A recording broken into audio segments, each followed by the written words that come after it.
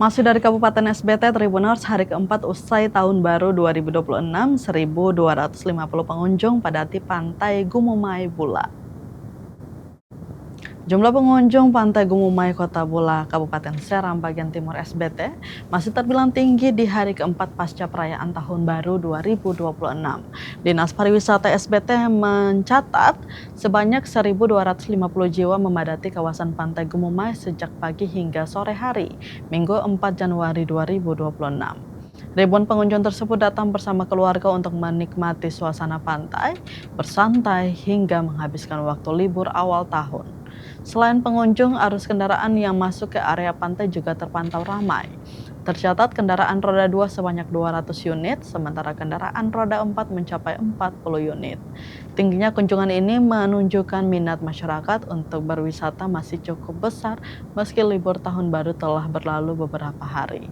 Untuk biaya masuk, pengelola memberlakukan tarif yang relatif terjangkau. Kendaraan roda 2 dikenakan tarif Rp5.000, sedangkan kendaraan roda 4 Rp10.000. Sementara itu, tiket masuk pengunjung dewasa sebesar Rp2.000, anak-anak Rp1.000, pedagang Rp15.000, serta kendaraan truk pulang pergi Rp15.000. Bapak Andi, salah satu pengunjung yang datang bersama keluarganya, mengakui Pantai Gumumai memang menjadi tujuan keluarga saat hendak berlibur.